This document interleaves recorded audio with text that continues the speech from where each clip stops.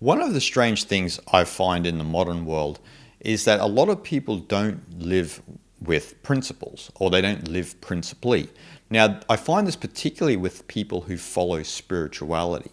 They lack any sort of principles that they live by. Now, I don't mean having a personal agenda here.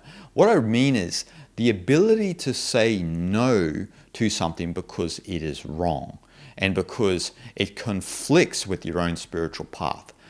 For whatever reason, within a particularly New Age spirituality, people are increasingly becoming very weak and, in some sense, spineless, and lack the ability to say no, that they don't agree with something, and then they're just going to go this way because it conflicts with their own spiritual understanding.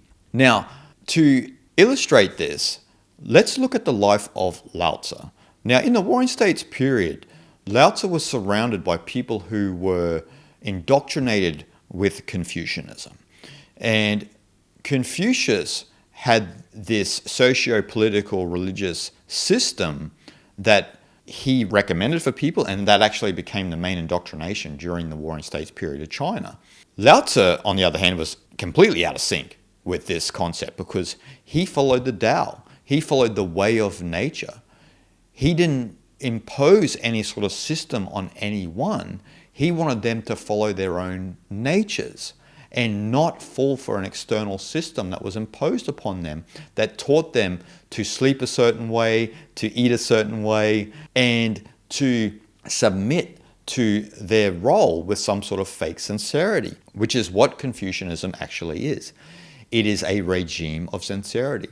And Taoism, in part of its essence, is a critique of Confucianism, because Lao Tzu and the original Taoists were concerned about the way that the Warring States period of China were actually heading with the external systems of Confucianism. And so Lao Tzu at the time was perfectly fine to say no. He said, I'm fine. I'm not going to live my life against my own nature and out of accord with the Tao. I just won't do it. No money can sell me on that. No clever philosophy can fool me into giving that naturalness away. Now, Lao Tzu is believed to have been a librarian or some sort of scholar in that period of time, if you believe he actually existed. But that's what the actual stories state, that he was some sort of librarian or wise scholar. And so in that period of time, Lao Tzu lived with the principle that everything is nature, everything is the Tao. And so it would be silly to go against that, right? It would be silly to pretend not to be that, not to be in accord with that. And so when push came to shove, Lao Tzu was fine to leave society. He said, okay, you guys have it. You guys have it. I'm going to continue on my own spiritual path, particularly because he was outnumbered. There was just him and, a bunch of people who were indoctrinated with Confucianism.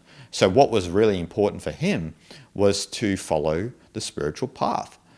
And when he got to the West Gate and the guard begged him to leave some wisdom, that's why we have the ǳte today, the 81 verses of the ǳte. Lao Tzu left that with the guard, and the guard did what he did with it, and then Lao Tzu went on his way into the western part of China, never to be seen again. Now, that's the type of principle that I'm talking about. That's how we can live principally. And in the modern day, particularly within the current situation we are in, a lot of people are not living principally. They're just giving in to the narrative that's being spun within the media and the government and so forth and so on. But you have to be fine to say no, because again, a government and media are external systems that are trying to get you to behave and act in a certain way and to think a certain way and to look at each other in a certain way. If you can believe it, the media and the governments actually promote discrimination. And unfortunately, because they do promote discrimination, people who unconsciously consume this toxic knowledge from the government and media, they begin to also promote discrimination within humanity. And we're all one, right? And so we have to obviously live from that understanding that it's all one. There is only the one reality. All is Tao, all is Brahman. And so that should be how we live principally. That's how Lao Tzu lived principally. And anyone who wants you to think different, it's fine to say, no, I'm okay. I see reality differently to you. I don't see reality as you see. You see it in a very subjective, self-interested manner, and you also support discrimination, and you support the violent separation of humanity. Me, on the other hand, I understand the reality as one. I have a sense of unity within my consciousness. And so I'm not going to fall for your mind pathogen of duality and separation that you uphold. And so it's very important to live with principles in this regard.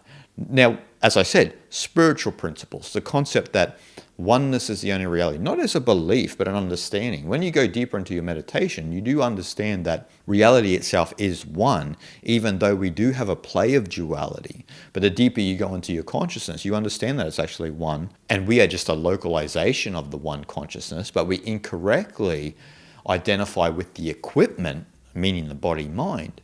And so then we fall out of sync with the one unified reality or consciousness or Brahman, if you will. And so it's perfectly fine to live with principles. Don't give your principles away just because the government or the media tell you that you should behave like this or you should condemn a certain portion of society and so forth and so on.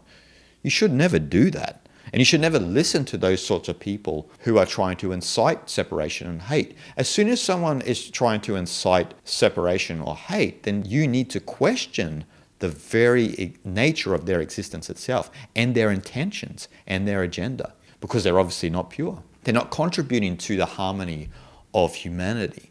And so when you live with the spiritual principles, you're upholding the reality that the world is one, that the world is unified, that there's only one consciousness, that Brahman alone exists, Tao alone exists. You're upholding these principles. And so this is what's important. So I'm not saying to you or suggesting that you should just leave society like Lao Tzu, but maybe that might be the best remedy for you. Who knows? I'm not you and you are not me in that sense. We'll both make our own subjective decisions based on those principles. But in the end of the day, if you live by the spiritual principle that everything is one, then you'll have to make a choice in your life that supports that and allows that principle to flourish and grow.